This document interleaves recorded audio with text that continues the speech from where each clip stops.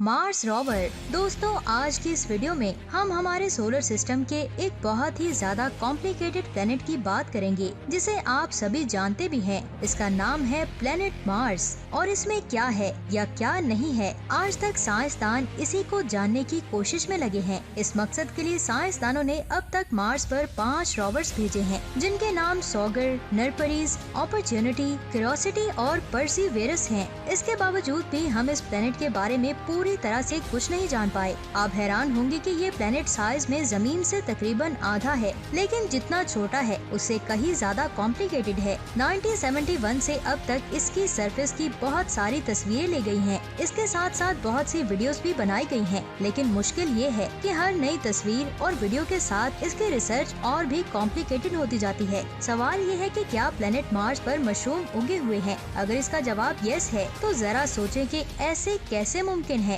क्या वहाँ दरख्त और पौधे मौजूद हो सकते हैं? तो चलें दोस्तों, वीडियो को आगे बढ़ाते हैं और प्लेनेट मार्स पर उगने वाले दरख्तों और पौधों की बात करते हैं। साइंसदानों को मार्स पर पानी के सबूत मिले हैं, लेकिन साल 2021 में नासा के साइंसदानों ने इस तस्वीर की तहकीक की जो आपको स्क्रीन पर नजर आ रही है। वैसे ये तस्वीर देखने में आप लोगों को किस चीज की लग रही है? क्या ये कोई फंगस है या कोई मशरूम है या ये कोई और चीज है? ये किस चीज की तस्वीर है? इस पर साइंसदानों की डिस्कशन हो रही है। कुछ साल पहले की बात है जिस वक्त हमने पहली बार प्लेनेट मार्स की सरफेस और इसकी मिट्टी को एग्जामिन किया था, तो उस वक्त पता चला था कि जमीन की तरह मार्स पर पौधे नहीं उग सकते, क्योंकि मार्स की मिट्टी में पौधों को उगने में हेल्प करने वाले मिनरल्स मौजूद नहीं हैं। मिसाल के तौर पर अगर आप मार्स की सतह पर पूरे का पूरा दरख्त भी लगा देंगे तो तब भी वो दरख्त वहाँ नहीं उग पाएगा और चंद दिनों में ही खत्म हो जाएगा, क्योंकि मार्स का एटमॉस्फेयर और उसमें मौजूद गैसेस का कंपोजिशन भी जमीन के किसी भी किस्म के पौधे के लिए अच्छा नहीं है। इसी वजह से साइंस इस तस्वीर को लेकर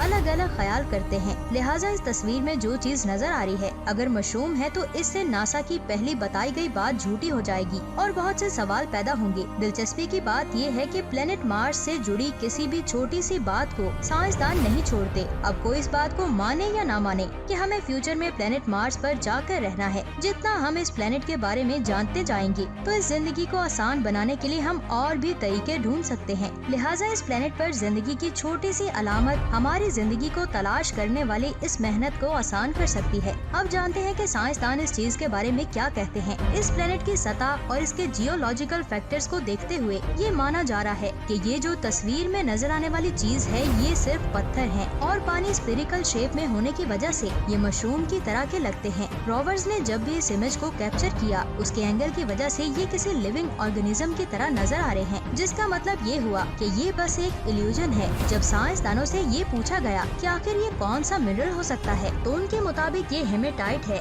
मार्स के एटमॉस्फेयर और कंपोजिशन की वजह से इस प्लेनेट पर हेमेटाइट की मौजूदगी साइंसदानों के लिए एक सवाल है, जिस वजह से लोग सोच रहे हैं कि आखिर प्लेनेट मार्स पर इस तरह की कोई चीज कैसे मौजूद हो सकती है। हमारे जहनों में एक और सवाल उभरता है, हम बात फंगस और पत्थर की कर रहे थे तो इसमें अचानक से मशरूम की बात कैसे आ गई? दोस्तों, क्या आप जानते हैं कि मशरूम भी एक तरह की जूडो फंगस ही है, लेकिन फिर भी मार्स पर इसके वजूद के बारे में अब भी सवाल है। जरा सोचिए कि मार्स पर कोई भी पौधा नहीं उग सकता और इस बात का साइंसदान 97% यकीन से कह सकते हैं, क्योंकि वो किसी भी चीज के बारे में कभी 100% श्योर नहीं हो सकते जब तक कोई इंसान वहाँ खुद जाकर रिसर्च न कर ले। लिहाजा इस ख्याल के मुताबिक अभी भी 3% चांसेस मौजूद हैं, जिस वजह से शायद मार्स पर वैसे हालात ना हो जैसे हम सोच रहे हैं। इस कायनात में हमें कभी कभी ऐसी चीजें नजर आती हैं जिसके बारे में हम शायद बहुत कम ही सोचते हैं। साइंसदान इस तस्वीर को लेकर अलग अलग तरह से सोच रहे थे। तब इनमें से एक ने ये कहा कि ये नजर आने वाली तस्वीर मशरूम की ही है। आप एक नॉर्मल व्हाइट मशरूम को